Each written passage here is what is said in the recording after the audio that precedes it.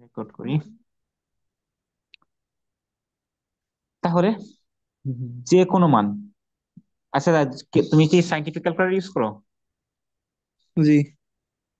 তাহলে scientific calculator দেখো, একটা ব্যাক পার্ট আছে যেটা কাভার বলো। জি। জি। ওই কাভারে দেখো একটা শর্টকাট নিয়ম আছে। তুমি কিভাবে কিলোমিটার পার আওয়ার থেকে মিটার পার সেকেন্ডে নিয়ে যাবা? এখানে তো মেলা নিয়মে দিয়েছে দেখছি। হ্যাঁ, মেলা নিয়ম আছে, ভিতরে একটা নিয়ম আছে। তোমার কাছে কোনটা ক্যালকুলেটর? এটা এম হচ্ছে এস সিরিজের? ইএস। ইয়েস, আচ্ছা, তাহলে তো ইয়েস এর। তুমি ছবি তুলে আমাকে হোয়াটসঅ্যাপে দিয়ে আমি তোমাকে বলে দেবো, ঠিক আছে? ঠিক আছে। আচ্ছা, তাহলে এটা তুমি শর্টকাট নিতে পারবা। আর যদি এবং পরীক্ষা কিন্তু তোমাকে দেখাতে হবে যে তুমি কিভাবে করছো এটা, সেটা দরকার। জি। তাহলে আমরা এখানে প্রবলেমটা একটু দেখি। তাহলে আমরা দেখতে পাচ্ছি যে আমাদের একটা মোটর গাড়ি আছে, তার বেগ দেওয়া আছে 316.8 কিলোমিটার পার আওয়ার। এটাকে মিটার পার সেকেন্ডে নিলে কত হয়েছে? 88 মিটার পার সেকেন্ড, তাই তো? জি। জি। এই গাড়িটা কি করে? ব্রেক চাপে। ধরলাম এই গাড়ি এত বেগে চলছিল, চলতে চলতে চলতে চলতে ব্রেক চাপছি। ব্রেক চাপলে কি হবে? সে আস্তে আস্তে ব্যাক। আস্তে আস্তে কি হবে? থেমে যাবে না? জি। থেমে গেলে বেগ কত? শূন্য। 0। আচ্ছা, এই যে আস্তে আস্তে আস্তে বেগ কমছে, তার মানে এখানে কি হচ্ছে? বেগের মানে পরিবর্তন করছে। পরিবর্তন ঘটলে কি তৈরি হয়?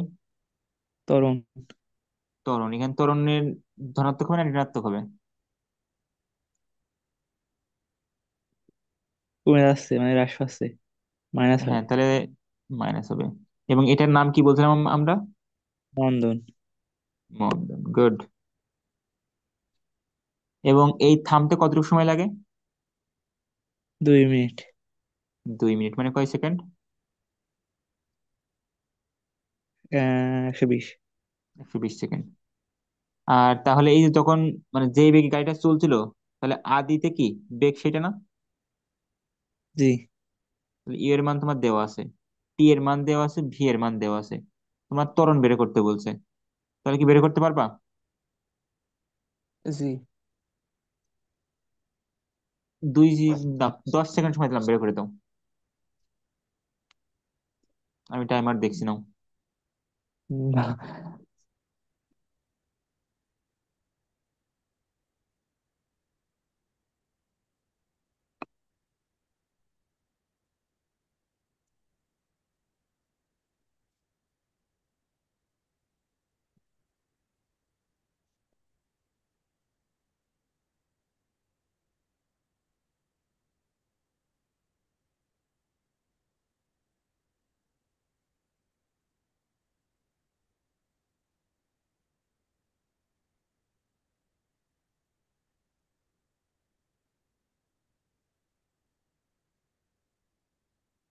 শেষ?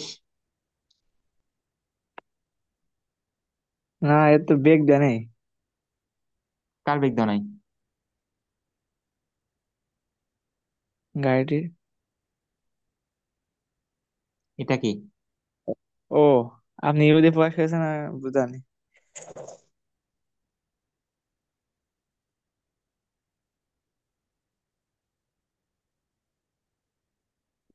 ভি এর মান কত? 88।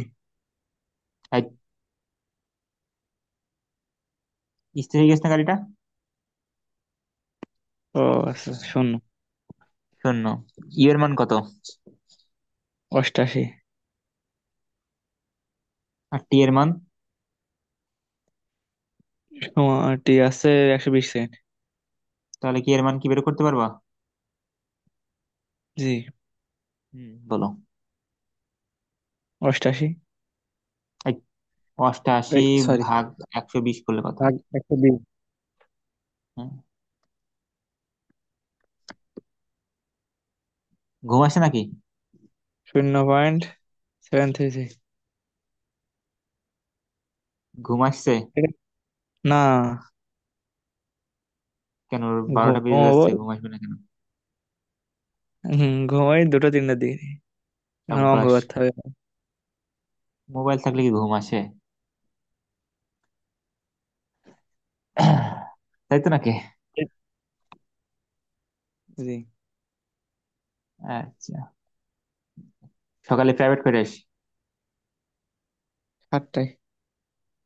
এই 2টার দিকে ঘুমে 7টায় কি করে উঠবা? আমার 7টা পরে ঘুম আসে না। তাহলে এইদিকে রাতে আগে ঘুমাবা, নাহলে তো 2 দিনে পাগল হয়ে যাবা।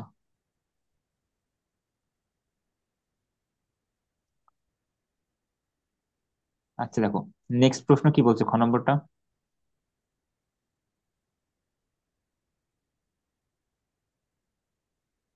স্থির আশা, স্থির অবস্থায় আসার পূর্ব মুহূর্ত পর্যন্ত অতিক্রান্ত দূরত্ব। তাহলে ও মেইনলি চেয়েছে কি, যেখান থেকে ব্রেক চাপা শুরু করছিল না, ব্রেক, মানে ব্রেক চাপার আগের। যে জায়গায় ব্রেক চেপেছে এবং জি। ব্রেক চাপার পর যে জায়গায় থেমে গেছে, এইটুকুর মধ্যবর্তী দূরত্ব তোমাকে বের করতে বলছে। ও আচ্ছা। ব্রেক চাপার বিন্দু থেকে স্থির হওয়ার পূর্ব মুহূর্ত পর্যন্ত যে বেগ, মানে যে দূরত্বটা অতিক্রম করেছে সেটা, বা সরণটা অতিক্রম করেছে। তাহলে জি। দেখো তো, তোমার এর মান দেওয়া আছে, ইউ এর মান দেওয়া আছে, ভি এর মান দেওয়া আছে, টি এর মান দেওয়া আছে, এস এর মানটা বের করতে হবে, পারবে না? জি। এটা তোমার বাড়ির কাজ, আমাকে দেখাবা যে কিভাবে করলে। ঠিক আছে। আচ্ছা, তাহলে আমি সেই প্রথমের অঙ্কটা চলে যাই, যেটা আমাদের দেখা দরকার ছিল।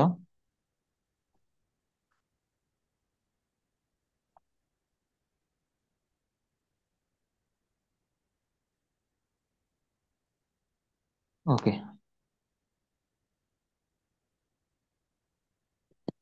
বলছে একটি বাঘ 8 মিটার সম্মুখে একটি হরিণকে দেখতে পাই। তার মানে বাঘটা আছে, ধরলাম এই জায়গায়, জি। এর আট থেকে মিটার আট সামনে। মিটার সামনে, সম্মুখে অর্থ সামনে। জি।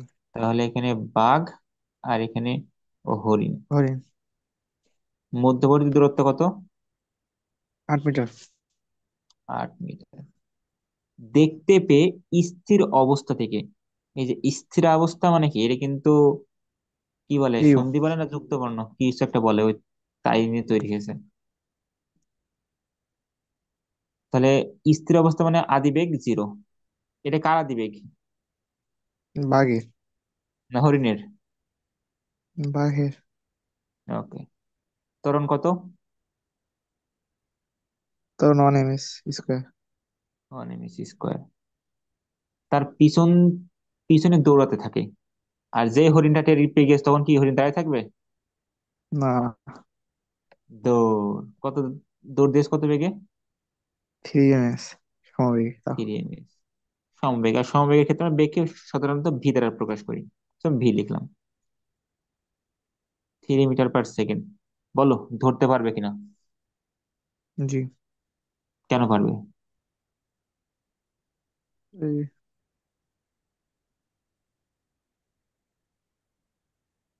হুম, যুক্তি কি? এই বাঘের তো বাঘের বেগ জানাই। না, এই যে বাঘের আদিবেগ 0, স্থির অবস্থা লেখা আছে না?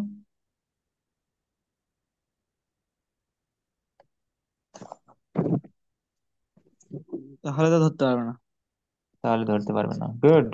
তুমি কিছুই বোঝনি। কারণ কি, স্থির অবস্থায় থাকতে পারে, কিন্তু প্রতি সেকেন্ডে তার বেগ কি হচ্ছে, 1 মিটার করে বাড়ছে, তাই না?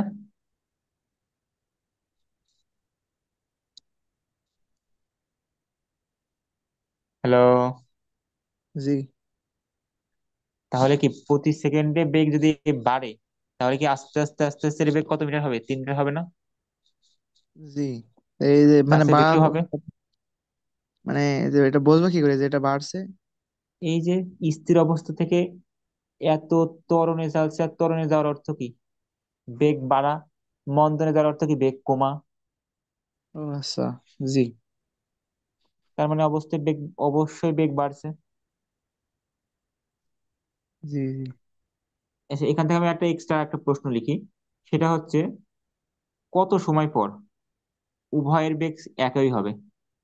বের করো তো। কত সময় পর উভয়ের বেগ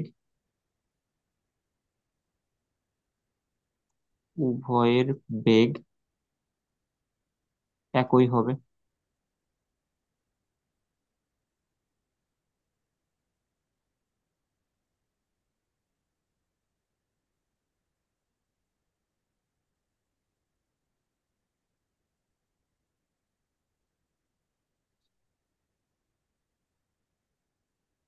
চিন্তা করা হয়ে গেলে বলো, যে আমার ভাবনা শেষ।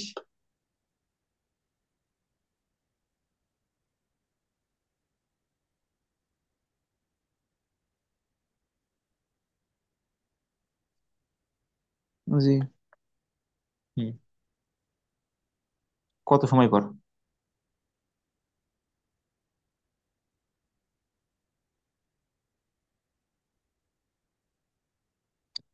আচ্ছা, একটু খেয়াল করো। এখানে হরিণের বেগ কি বাড়বে? না। তার মানে হরিণের বেগ সেম থাকবে, সেটা কত? 3। 3। আমার এখন চেষ্টা করতে হবে কি বাঘের বেগটা কত বানানো। 3 বানানো। তাহলে কি দুজনের বেগ সেম হয়ে যাবে। জি আমার দেখা তো বাঘের ক্ষেত্রে ইউ এর মান কি দেওয়া? জি। আমার কি টি এর মান দেওয়া? না, টি এর মান বের করতে হবে। আমার কি এ এর মান দেওয়া আছে? জি তাহলে আগে আমি টি এর মান বের করতে পারবো। জি। কি সূত্র ছিল বলো তো? এই চারজনকে মিলে V1 + AT। ভি সমান ইউ প্লাস এটি। তাহলে ভি এর মান হচ্ছে 3। যদি ভি বি লেখো বাঘ বলতে, ইউ এর মান কত? 0। এ এর মান কত? 1। টি এর মান বের করতে হবে। তাহলে টি এর মান কত আসছে?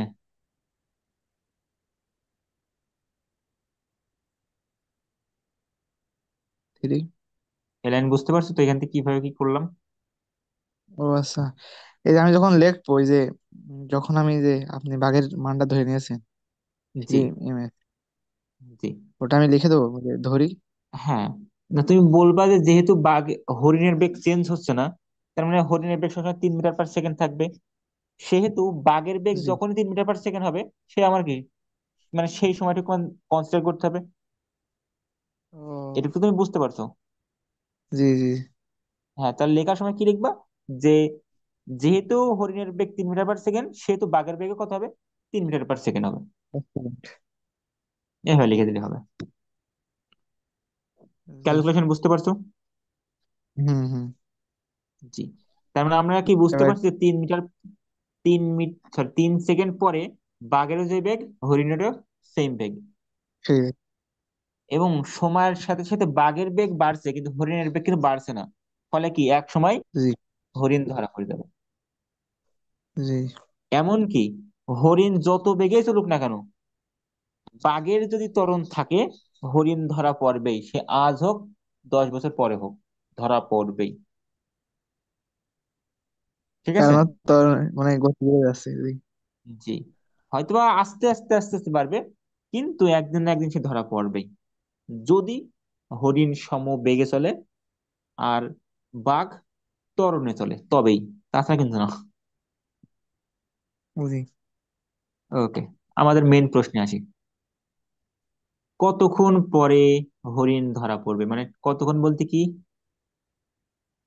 সময়। সময়, মানে টি এর মান আমরা বের করতে হবে। স্যার, আমরা আবার একটু ডায়াগ্রামটা ড্র করি। এটা বাঘ আছে, এখান থেকে এখানে হরিণ আছে। বাঘ মানে কি টাইগার, হরিণ মানে কি জানি না। হরিণের ইংরেজি কি? আহ এটা সচরাচর ব্যবহার হয় না, এটা জানি। ব্যবহার হয় না, সে নামও জানি না। আচ্ছা, যাই বলি। এবার হরিণ এবং বাঘের মধ্যবর্তী দূরত্ব 8 মিটার। তাহলে আমরা আবার কি ধরবো, যেহেতু দেখো যখনই বাঘ দৌড়ানো শুরু করেছে সেই কি হরিণ টের পেয়ে গেছে এবং হরিণের সাথে সাথে দৌড় দিয়েছে, এমনই তো হয়েছে। জি তাহলে জি। অবশ্যই একটা নির্দিষ্ট সময় পর কি দুজন মিলিত হবে। যাত্রা সময়কাল যেহেতু এক, যখন যাত্রা শেষ করবে তখনও সময়কাল কি হবে, সেম হবে। কিরম হবে? মানে কাহিনী অনেকটা এমন যে তুমি রেস দিচ্ছ, মানে টাইমার যখন অন করছো, একজন আহ কেমন বলা যায়, তুমি এখানে দাঁড়ায় আছো, তোমার বন্ধু ছোট মানুষ সে সামনে দাঁড়ায় আছে, খেলে আর সামনে আমার দিকে। যাত্রা, জি হ্যাঁ, যাত্রা বিন্দু মানে এখানে তোমার যাত্রা শেষ হবে বা কি বলে গে প্রতিযোগিতা শেষ করতে হবে। এখন টাইমার যখন অন করবো তখন দুজন না দুজন শুরু করবো একসাথে। জি। এবং এমন হলো যে যখন তোমরা এই যে এন্ড পয়েন্ট আছে, এই এন্ড পয়েন্টে এসলে দেখা গেলো দুজন একই সাথে এসলে, এন্ড পয়েন্টে একই সাথে এসলে, তাহলে আসতে কি দুজনে একই সময় লেগেছে। জি। তাহলে যেহেতু একই সময় লেগেছে সেই সময়টাকে আমরা ধরে নিচ্ছি কি সময়, টি সময় ধরে নিচ্ছি, যে টি সময় পর দুজন এক মানে এন্ড পয়েন্টে যাবে। এন্ড পয়েন্টের বাংলায় কি বলে, শেষ বিন্দু না প্রান্ত বিন্দু।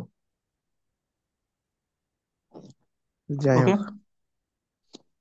হুম। যাই হোক না, বাংলা ভাষা, বাঙালি মানুষ বাংলা না জানলে হবে। আচ্ছা, তাহলে আমাদের সেটা যেখানে ধরে ফেলবে, তাহলে আমি কি বলতে পারি যে হরিণটা এক্স মিটার দূরে ধরা পড়বে। জি। তাহলে বাঘটা ধরবে কত মিটার দূরে, বাঘটা থেকে ধরার বিন্দুর মধ্যবর্তী দূরত্ব কত। এক্স। বাঘ থেকে, বাঘ তো এক্সটা আরো কয় মিটার যাওয়া লাগবে ধরতে হলে। ও আচ্ছা। বাঘ থেকে ওই আপনার আছে। ধরে ফেলবে সেই জি। বিন্দু, তাহলে অবশ্যই 8 + x হবে। এক্স। জি। আচ্ছা, তাহলে আমাকে একটু বলো, হরিণের ক্ষেত্রে আমি সূত্র কি, মানে আমি কি কি জিনিস জানি হরিণের জন্য।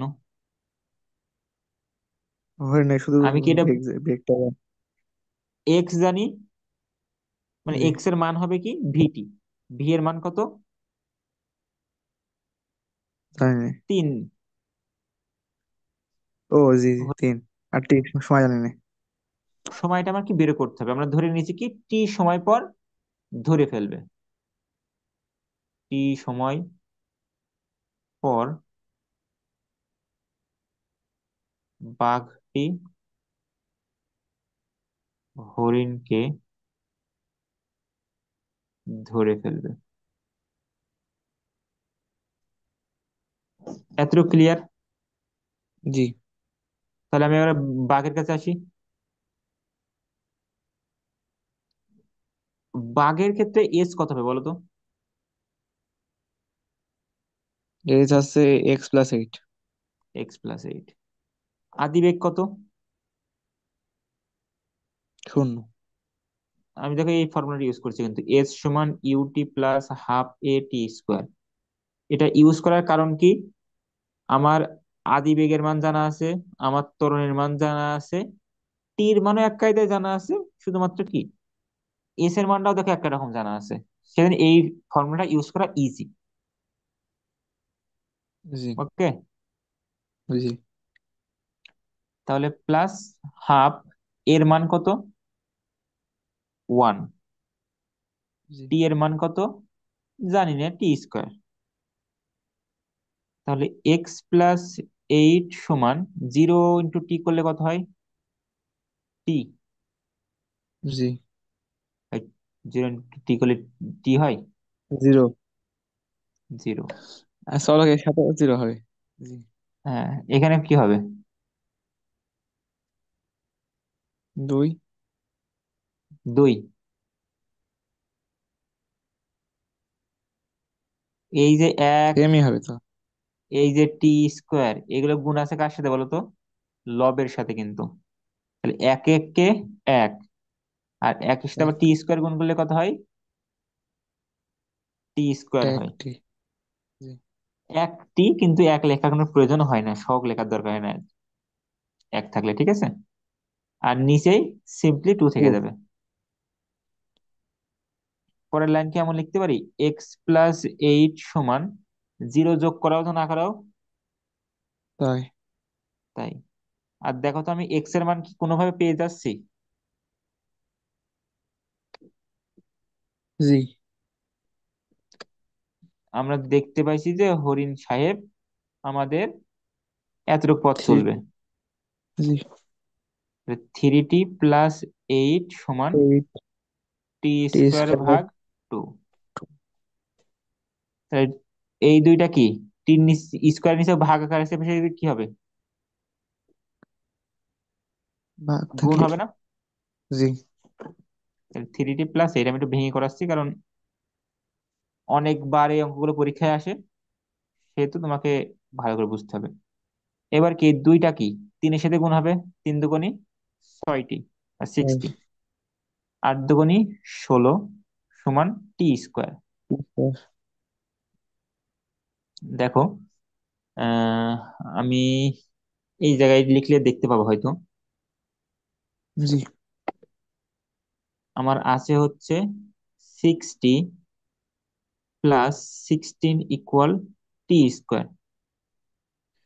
এই যে টির উপর স্কোয়ার দেখছো না, জি। এমন তো রাশি দেখছো, x² - 2x+6 ইকুয়াল 0। বুঝেছো। হ্যাঁ, এই সমীকরণকে বলে দ্বিঘাত সমীকরণ। দ্বিঘাত সমীকরণ কেন বলে?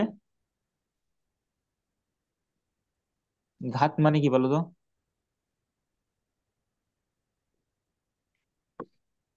ঘাত। ঘাত মানে হচ্ছে পাওয়ার, পাওয়ার বা সূচক। অর্থাৎ আর দ্বি মানে জি। কত? 2। দুই। তাহলে যে রাশির সর্বোচ্চ পাওয়ার 2, বা যে সমীকরণের সর্বোচ্চ পাওয়ার 2, তাকে দ্বিঘাত সমীকরণ বলে। দেখো তো এই সমীকরণের সর্বোচ্চ পাওয়ার কত টি এর? স্কোয়ার। টি স্কোয়ার মানে 2। আর জেনে রাখো, ভবিষ্যতে আমি হয়তো বা কখন শেখাবো, না হলে অন্য কেউ শেখাবে, যে কোন একটা সমীকরণের পাওয়ার সর্বোচ্চ যতটা হয়, মানে পাওয়ার সর্বোচ্চ যত, তার সমাধানও ঠিক ততটা হয়। যেমন তোমরা মিডিল টার্ম করে দেখবা, যে দুইটা সমীকরণ মানে দুইটা পাও, মানে সমাধান পাও, জি। লেখো জি। x=2 অথবা x=-3, এমন লেখো মনে হয়। জি। অর্থাৎ যদি দুটো কখনো আছে। পাওয়ার, জি, কখনো যদি পাওয়ার যদি x এর কিউব হয়, অবশ্যই তার সমাধান কয়টা হবে? 3টা হবে। তিনটে। x এর পাওয়ার 4 হলে সমাধান 4টা হবে। ঠিক আছে। জি।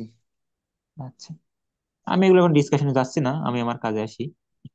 তাহলে দেখো, এই টি স্কোয়ারটা যে পাশে আছে সবসময় ট্রাই করবে তো, এই যেটা স্কোয়ার থাকে, স্কোয়ার আগে প্লাস চিহ্ন রাখার ট্রাই করবা। স্কোয়ারের আগে কি প্লাস চিহ্ন আছে? না। কিছু নেই মানে তো প্লাস চিহ্ন আছে। এখানে টি স্কোয়ার আগে তো কিছু নেই, এর অর্থ কি টি স্কোয়ার আগে প্লাস চিহ্ন আছে।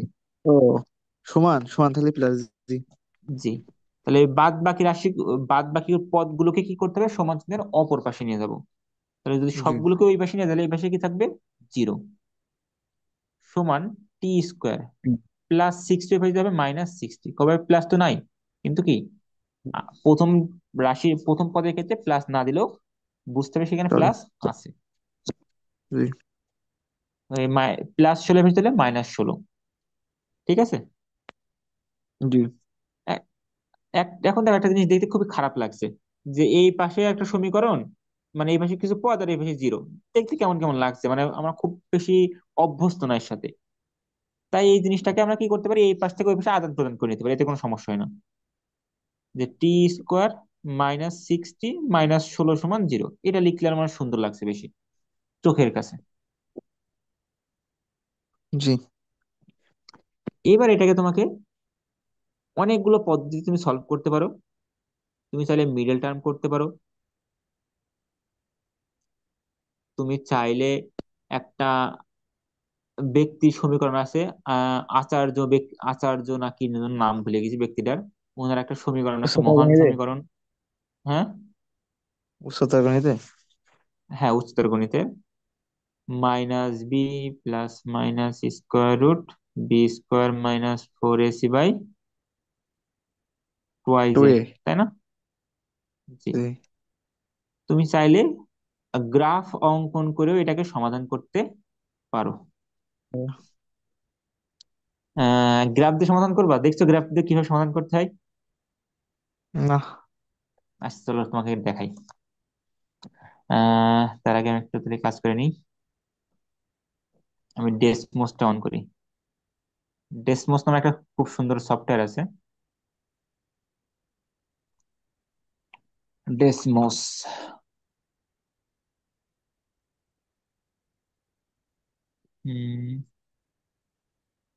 দেখতে পাচ্ছো? জি। এই যে ডেসমোস লিখবা, দেখো একটা সফটওয়্যার চলে আসবে। এখানে তুমি এই যে খালি ঘর আছে, এখানে খালি ঘরে তুমি সমীকরণ লিখতে পারবা। যেমন আমি কার গ্রাফ আঁকবো, x²। টি স্ক্যান। একটা কিবোর্ড, টি মানে টিউ যে কথা, এক্স তো সেই কথা। জি। টি এর জায়গায় তুমি এক্স ধরে নাও আপাতত। উম,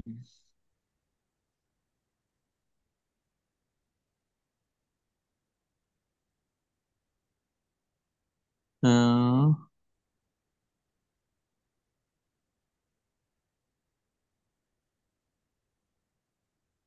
আচ্ছা, যেমন আছে x² -60, মানে 6x, তাই জি। তো ছিল? তারপরে কত জি ছিল? -16। -16। আচ্ছা, -16, তাহলে এটা -16 সমান 0, তাই তো?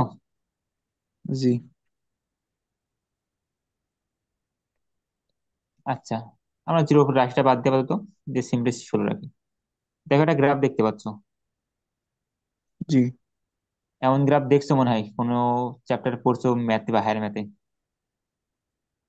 জি। গ্রাফ রাখতে পারো না? হুম। এই গ্রাফটা দেখো, এই গ্রাফটাকে বলা হচ্ছে প্যারাবোলিক কার্ভ বা উপবৃত্তাকার কার্ভ। উপবৃত্ত না, সরি, পরাবৃত্ত। পরাবৃত্ত, পরিবৃত্ত, পরাবৃত্ত। আচ্ছা, এই গ্রাফটা দেখো, এক্স অক্ষ ওয়াই অক্ষ চেনো? জি। আহ, এখানে দেখো, আমাদের এটা হচ্ছে এক্স অক্ষ, এই যে 0, 5, 10, 15, 20 এগুলো হচ্ছে এক্স অক্ষ। আর উপরের দিকে দেখো 0, 5, 10, এটা হচ্ছে ওয়াই অক্ষ। এই এক্স অক্ষে দেখো গ্রাফটা একটা বিন্দু ছেদ করছে। এই যে এই জায়গাটা ছেদ করছে, দেখছো না? জি ওটা।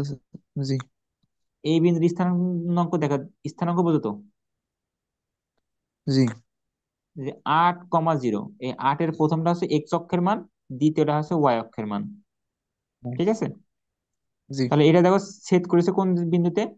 8,0। এখানে এক্স এর মান কত? 8। তাহলে অবশ্যই একটা সমাধান কত হবে? 8 হবে। এবং দেখো আর একটা জায়গায় মানে মিলিত হয়েছে, সেটা কত দেখো, -2,0 না, এই যে এই বিন্দুটা। জি। তাহলে যে জেরে x² কার্ভ, তাই এটার সমাধান কটা পাবো? দুইটা পাবো। একটা -2-তে, আর একটা কতই, 8-এ। +8-এ। এবং এর মধ্যে দেখো আমাদের এক্স বলতে আসলে কি, আমরা টাইম নিয়ে কথা বলছি না? জি। এখন চিন্তা করো তো, তোমার হরিণ এখানে আছে, বাঘ পিছে আছে, এর 2 সেকেন্ড মানে দৌড়ানোর আগে একবার মিলিত হেরে আছে, এটা কি সম্ভব? না না মানে ঋণাত্মক গ্রহণযোগ্য নয়। ঋণাত্মক গ্রহণযোগ্য না, কিন্তু গ্রহণযোগ্য নয় তার কারণটা বুঝতে হবে, যে এখানে গ্রহণযোগ্য নয় কেন। কারণ যাত্রা শুরুর আগে তো মিলিত হওয়া সম্ভব না। না। এই জন্য -2 গ্রহণযোগ্য না। অ্যান্সার কত হবে? x+8। x=8।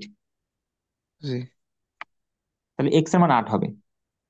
এখন এটা তো আমরা দেখলাম, কি বলা যায়, গ্রাফের সাহায্যে। ডিসকাউন্ট। কিন- জি। কিন্তু আমাদের তো পরীক্ষাতে স্যার বলবো না স্যার গ্রাফ গ্রাফে করে দিচ্ছি। না। তাহলে আমাদের দেখতে হবে আর কোনো ভাবে করা যায় কিনা। এটা তুমি 2 নম্বরটা মেথডে মানে তুমি পারবা।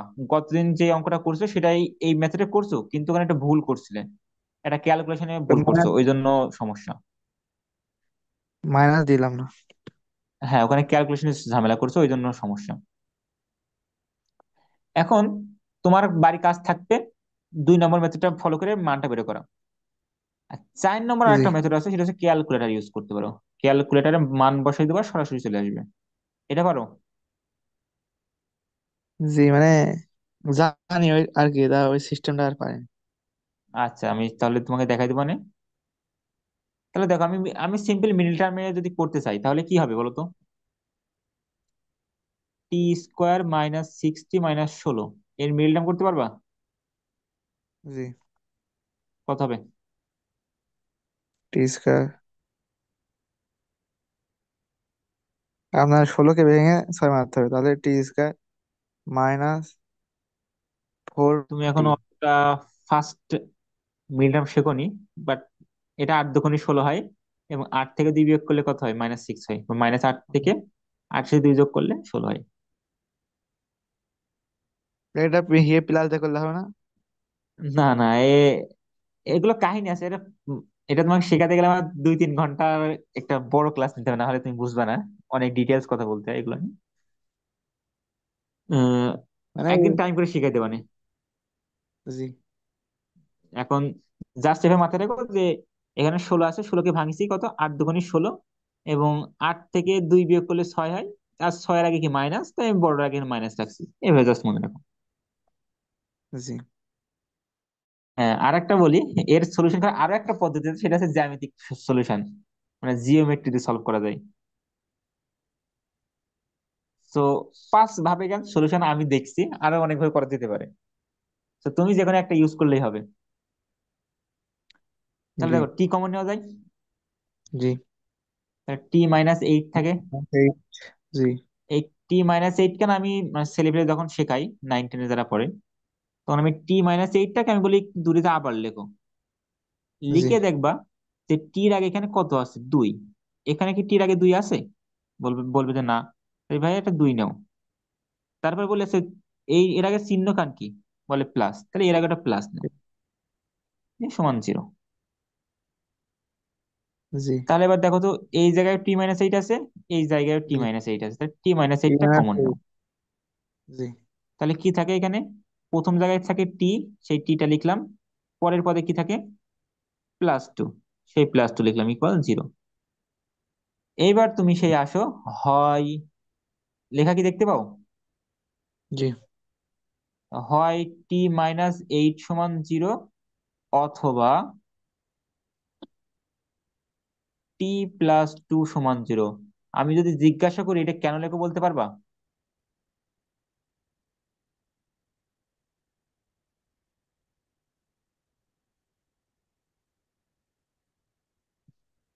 এটা কেন লেখো বলো তো?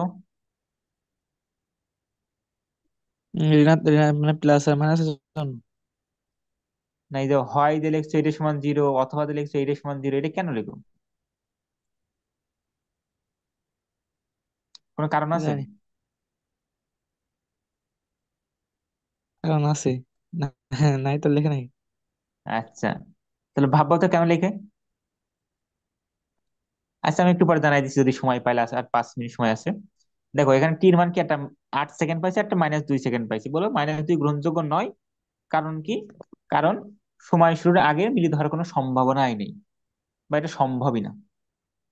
যে বাঘ আর বাঘ আর হরিণ দৌড়ানোর আগে কাছে ভাই আয়, আমরা যদি একটু কোলাকুলি করে নিই তারপর দৌড় দিই, এমন তো হয় না। না না। তাহলে বলবো কি, 8 সেকেন্ড পর হরিণটিকে ধরতে পারবে। ক্লিয়ার? জি। এবার দেখো, আমি তোমাকে স্লাইড গুলো ছবি বানিয়ে দেবো, তখন সুন্দর করে নোট করো। নেক্সট প্রশ্ন বলছে, বাঘটি কত দূরত্ব অতিক্রম করছে, মানে ওই যে হরিণকে ধরার জন্য কতটুকু পথ গিয়েছে। জি, সম্পূর্ণ হয়েছে না? হ্যাঁ, তাহলে বাঘ গিয়েছে কত? x+8 মিটার না? জি। আর এক্স এর মান কত, ভিটি। জি। আর ভি এর মান কত,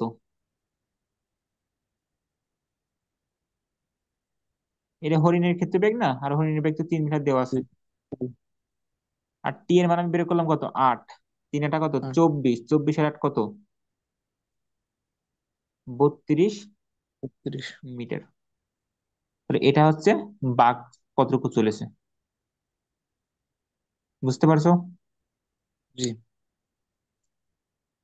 শুধু জি বলবা না, না বুঝলে প্রশ্ন করে কিন্তু, কারণ জিনিসগুলো ছোট্ট ছোট্ট জিনিস বুঝে যাওয়া দরকার। এইবার তোমার বাড়ি চিন্তা ভাবনা করার জন্য এই অঙ্কটা থাকবে। এটা চিন্তা ভাবনা করবা, কালকে আমাকে বলবা পারছো কি পারোনি, এবং যেই জায়গাটা ভুল করেছো সেটা ছবি পাঠাবো আমি, যে আমি এই জায়গাটা বুঝতে পারিনি। ঠিক আছে? আচ্ছা। এখন আমি তোমাকে বলি, হয় এবং অথবা কেন লেখো,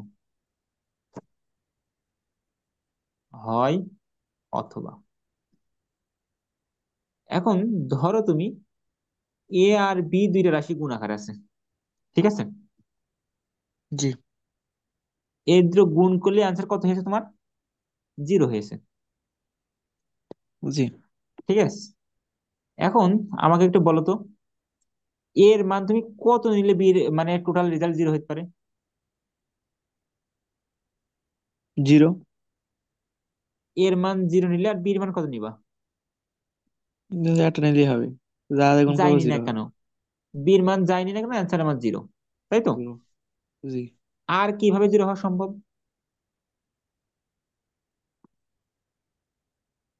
আর বি এর মান জিরো নিয়ে এর মান যা। যা হয় হোক, তাই তো? জি। আচ্ছা, আর কোনোভাবে কি 0 হয়? দুটোই জিরো হতে পারে, মানে এর দুটোই মানও 0 জিরো। হতে পারে, গুড, গুড। এই তো ভালো চিন্তা করতে পারছো। তাহলে দেখো একটু কথাটা একটু পড়ে তো, কেমন বুঝাচ্ছে। এই লাইনটা বোঝাচ্ছে যে যখন এর মান 0, মানে রেজাল্ট বা ডান পক্ষ মান 0 তখনই হবে যদি এর মান 0 হয়, না হয় বির বির মান। মান 0 হয়, না হয় দুইটাই 0 হয়, তাই তো? জি। দেখো আমি আলাদা আলাদা করে কি দুজনকে 0 একবার বলেছি, যে হয় A 0, না হয় B 0। যে কোনো একজনকে 0 হতেই হবে রেজাল্ট কি হওয়ার জন্য, জিরো হাজার। 0 হওয়ার জন্য। তাই এটাকে আমরা এইভাবে লিখি, হয় এটা সমান 0, না হয় এটা সমান 0। এটা ছাড়া আর ওটা ছাড়া কোনোভাবেই রেজাল্ট 0 হওয়া সম্ভব নয়। নয়। আহ, জি। তোমার বাড়ি কাজ থাকবে, ডেসমোস দেখালাম না, জি। ওখানে যে x³ x⁴ x⁴ 5, এবং ওই যে কত যে সমীকরণ দিলাম, দ্বিঘাত সমীকরণ যেটা সমাধান করতে পারোনি, বা সমাধান সত্য আছে কিন্তু ভালো করে বের করনি, ওই সবগুলোর গ্রাফ আঁকাবা, আঁকিয়ে দেখবা কেমন হয়। ঠিক আছে? আচ্ছা। তো আজকে এই পর্যন্তই, আমি স্লাইড দিয়ে দিচ্ছি, তুমি নোট করে নিও সুন্দর করে। ঠিক আছে। ওকে।